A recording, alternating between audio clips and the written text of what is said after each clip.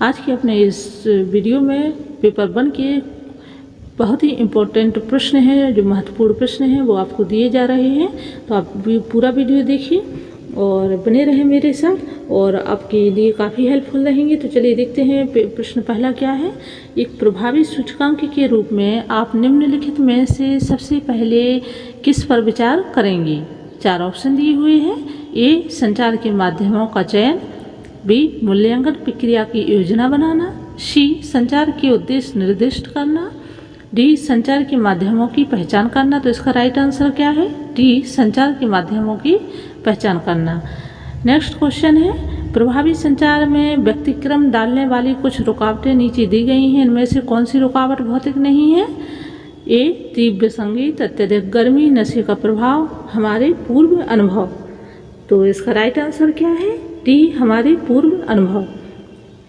दोस्तों, भौतिक रुकावट वह होती है जो हमें बाह्य रूप से मिले, यानी कि जैसे बाह्य रूप से बाहर से जितनी भी रुकावटें हैं वो भौतिक रुकावट के अंतर्गत आ जाती हैं। नेक्स्ट क्वेश्चन क्या है, किसी भी प्रभावी संचार प्रणाली में प्रतिपुष्टि प्रणाली का प्रयोग किया जाता है ताकि 4 ऑप्शन दिए हुए हैं। प्रक्रिया में आवश्यक उपांतरण किया जा सके, अंतर्वस्तु के बारे में और ज़्यादा समझा जा सके, प्रेषक के दोषों का पता लगाया जा सके, ग्राहक के दोषों का पता लगाया जा सके। तो इसका राइट आंसर क्या है? बी, अंतर्वस्तु के बारे में और ज़्यादा समझा जा सके। जब हम किसी प्रभावी संचार प्रणाली में प्रतिपुष्टि प्रणाली का प्रयोग किया जाता है तो सबसे पहले हमें अंतर्वस्तु के बारे में और ज़्यादा समझना आवश्यक हो जाता है, यानी कि जो उसके आंतरिक रूप को समझना आवश्यक हो जाता है। नेक्स्ट क्वेश्चन है, सामूहिक संचार की प्रमुख परिसीमा है। क्या है सामूहिक संचार की परिसीमा? ए, बहुत महंगा होना। बी, फीडबैक प्रणाली कमजोर होना। सी, संदेश प्रस्तुत करने के लिए अधिक समय की आवश्यकता होना। डी, सफलता ज़्यादातर प्रस्तुतकर्ता पर निर्भर होती है। तो इसका राइट आंसर बी, फीडबैक प्रणाली कमजोर होना। अगला प्रश्न है, संप्रेषण तभी प्रभावशाली होगा। ए, यदि वह धीरे धीरे एवं स्पष्टता से पहुंचाया जाए। बी, वह शांत स्थिति में पहुंचाया जाए। डी, यदि वह प्राप्तकर्ता के पास पूर्ण रूप से पहुंचे। सी और डी है, यदि वह प्राप्तकर्ता के पास भेजने वाले के इरादे से पहुंचे। तो संप्रेषण जो है कब प्रभावशाली होगा? डी, यदि वह प्राप्तकर्ता के पास भेजने वाले के इरादे से पहुंचे। दोस्तों, पेपर में प्रश्न ऐसे दिए जाते हैं, उनके ऑप्शन इस प्रकार से रहते हैं कि हमें लगता है कि चारों ऑप्शन इसके राइट हैं। तो आप लोग इसको विशेष रूप से ध्यान रखिए। अगला प्रश्न है, स्वतंत्र विचलनों को नहीं छोड़ा जाता सर्वेक्षण अनुसंधानों में। बी, एक्स पोस्ट फैक्टो अनुसंधानों में। सी, प्रयोगात्मक अध्ययन में। और डी, ए एवं बी दोनों में। तो इसका राइट आंसर क्या हुआ? डी, ए एवं बी दोनों में। स्वतंत्र विचलनों को सर्वेक्षण अनुसंधानों में और एक्स पोस्ट फैक्टो अनुसंधानों में नहीं छोड़ा जाता है। अगला प्रश्न है, परिवार के आकार तथा आय के संबंध का अध्ययन करने के लिए एक अनुसंधानकर्ता अपनी जनसंख्या को विभिन्न आय खंडों में वर्गीकृत करता है। ठीक है, प्रश्न समझिए आप। और उसके बाद प्रत्येक खंड में यादृच्छिक नमूने लेता है। वह नमूना चयन की कौन सी प्रक्रिया या तकनीक अपनाता है? ए, ऑप्शन दिए हैं यहाँ पर। ए, यादृच्छिक नमूना चयन। बी, स्तरीकृत यादृच्छिक नमूना चयन। सी, समूह नमूना चयन। और डी, रीतिबद्ध नमूना चयन। तो दोस्तों, इसका राइट आंसर क्या है? बी, स्तरीकृत यादृच्छिक नमूना चयन। देखिए, यादृच्छिक का मतलब क्या होता है? जैसे हम कहते हैं ना कि जब कोई चीज़ रैंडमली सिलेक्ट की जाती है तो रैंडम को ही हम हिंदी भाषा में यादृच्छिक कहते हैं। प्रश्न अगला क्या है, एक साधारणतः एक अच्छे अनुसंधान के चरण होते हैं। कितने चरण होते हैं?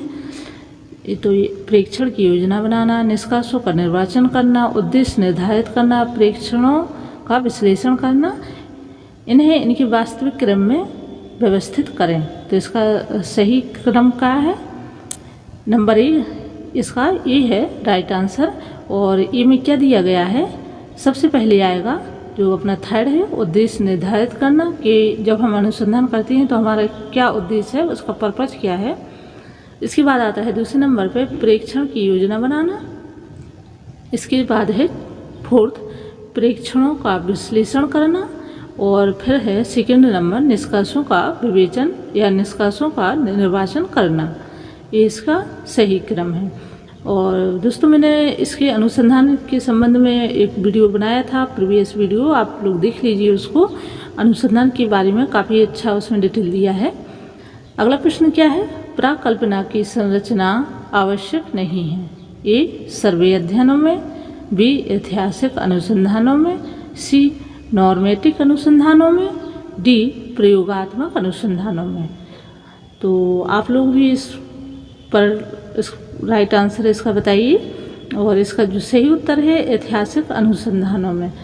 देखिए क्या बताया है इसमें, प्राकल्पना की संरचना आवश्यक नहीं है।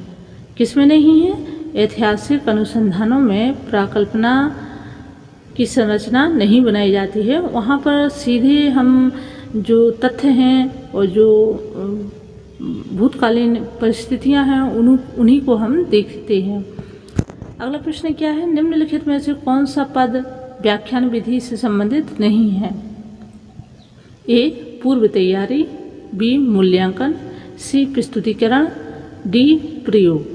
तो कौन सा नहीं है, व्याख्यान विधि का पद नहीं है प्रयोग, यानी कि प्रयोगात्मक जो विधि है वो नहीं है, व्याख्यान विधि नहीं है। अगला प्रश्न है, मौखिक मार्गदर्शन सबसे कम प्रभावशाली है।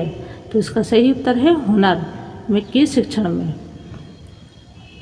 अगला प्रश्न है, नीचे एक पाठ में कुछ मनोवैज्ञानिक अनुक्रम दिए गए हैं जिसका एक अध्यापक अनुसरण करता है। तो यहाँ पर जो 5 अनुसरण दिए हुए हैं अनुक्रम, इन सब में से कौन सा योग किसी भी अध्यापक को अपनाना चाहिए। तो इसका राइट उत्तर है ए।